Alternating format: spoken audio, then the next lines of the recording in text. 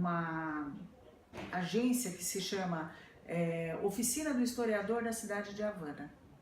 Você vê, até no nome já tem a ideia de que a história é um elemento importante para a renovação urbana. E eu considero isso, para mim, o eixo central nas nossas áreas históricas.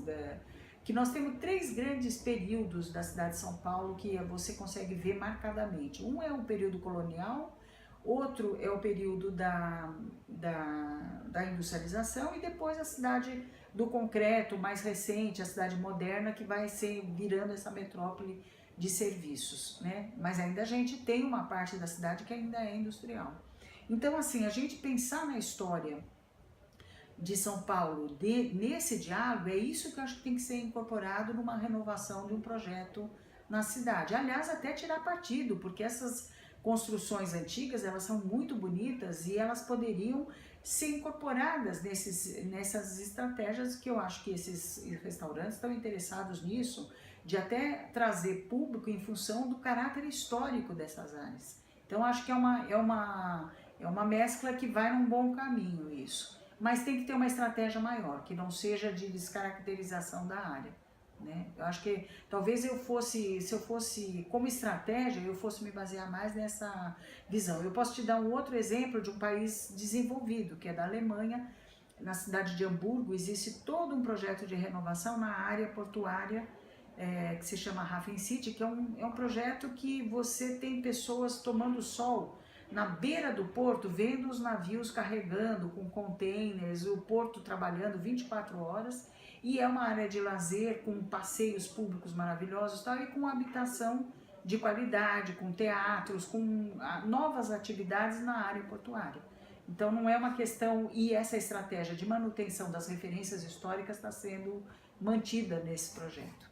Então assim, são 2 exemplos que pegam um país pobre como Cuba e um país rico como a Alemanha, e que são estratégias que colocam a história e a memória como parte da estratégia de renovação urbana. Certo. E como que a senhora descreveria a Moca para uma pessoa que não tem nenhuma familiaridade com o bairro? O que é a Moca? Eu diria que é um dos bairros mais tradicionais de São Paulo, assim, em termos da cultura, da mistura de culturas em São Paulo, né? Que tem uma comunidade italiana, né? Eu convivi com isso quando eu era criança, acho que esse espírito se mantém nas festas que acontecem lá na região, né? Em setembro, se não me engano, tem a festa de San Gennaro, que é ligada à igreja. Tem festas religiosas, na verdade, mas eu acho que tem essa coisa do espírito da vizinhança, ainda se mantém alguma característica.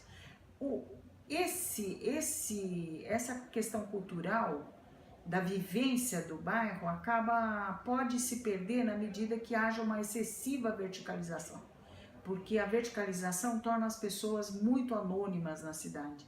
As pessoas não têm contato, não têm festas de rua, não têm...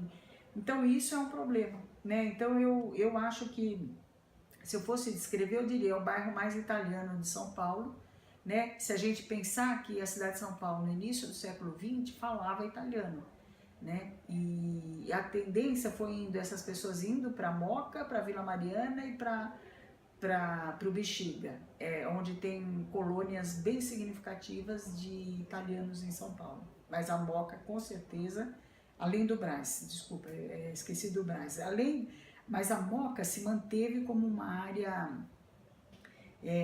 de orgulho dessa comunidade. Então essa comunidade se manifesta, vira e mexe nos jornais, você vê matérias sobre isso, quer dizer, ela tem uma certa... É como se isso tivesse ainda na memória coletiva da cidade, até que a Moca é um bairro italiano, apesar de ter um nome indígena, né? Entendeu? Que é de origem indígena, né? Porque ali tinham tribos também no período colonial. Então mas assim, teria essa característica, sabe? Como reduto ainda de uma cultura italiana na cidade, né? De São Paulo, né? Tanto é que ainda tem restaurantes italianos importantes lá na Moca, né? Bem na Moca baixa como na Moca alta, as duas têm ainda essa característica, né?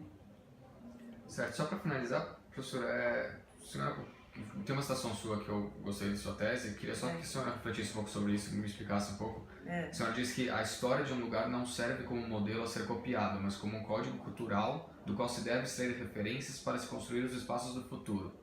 O que exatamente isso significa? Então, isso significa o seguinte, que esse método de estudo, de a gente valorizar a história e os elementos construídos do local, significa que eu vou ter que mergulhar naquele local e aqueles significados que eu vou encontrar lá é que vão servir de vocabulário para o novo projeto urbano que eu venha a fazer. Então, assim, se a diretriz é considerar a história, significa que cada pedaço vai ter uma característica diferente de abordagem, entendeu? É nesse sentido que o significado acaba sendo o meu vocabulário próprio, a minha linguagem própria, quer dizer, eu vou encontrar nas casinhas da Moca, vou encontrar nos portões da Moca, nas fábricas da Moca, os elementos arquitetônicos que eu quero trazer para uma discussão para a nova arquitetura que vai se instalar. Não quer dizer que eu vou reproduzir, vou repetir, mas eu vou usar aquilo como quase como eu falo como se fosse um alfabeto, não é nem tanto vocabulário. E aí depois eu vou construir um novo vocabulário de uma arquitetura contemporânea. Isso do ponto de vista da arquitetura, que é a minha especialidade. Mas eu acho que isso vale para qualquer tipo de intervenção que vá se fazer numa área histórica, né? Você levar em consideração o que aqueles significados, o que aqueles elementos que a gente encontra na paisagem e na história do lugar, porque tem a questão da história que não está velada, que você não vê no local, né? Mas que ela, se você for resgatar a história do lugar, você vai ver que tem acontecimentos importantes da história da cidade, do bairro e da escala nacional até.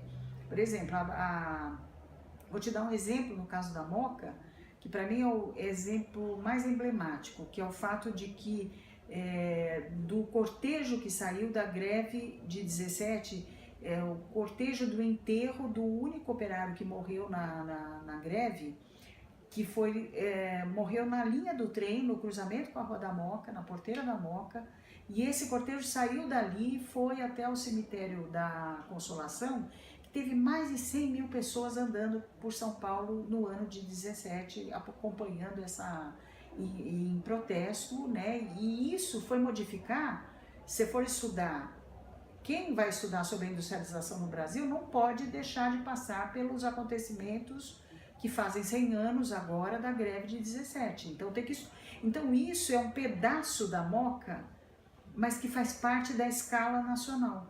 Então o que eu digo é que a história tem escalas em vários níveis, também tem escala mensurável, escala no sentido do que se aquele acontecimento histórico, a quem ele pertence, ao bairro da Moca, à cidade de São Paulo ou ao Brasil. Nesse caso da greve de 17, pertence a todo mundo, né? Pertence à Moca, e até por isso no livro e na tese de doutorado, eu fiz uma proposta do memorial da greve de 17 neste local, porque esse local está carregado de simbologia para esse acontecimento da história do Brasil, né? Então, é nesse sentido que eu estou falando, que cada local tem a sua, e aí cabe ao arquiteto, ao pesquisador, junto com outros profissionais, isso é uma atividade extremamente interdisciplinar, com geógrafos, até jornalistas e historiadores, tal, que é esmiuçar o que tem por detrás dessas camadas de história que a gente pode trazer à luz para a gente trabalhar a questão da reforma urbana e da renovação urbana, né? Então é nesse sentido que tem esse significado particular, né? Certo. Então acho que é isso, professora. Tá bom. Nossa, ficou excelente, vai me ajudar muito.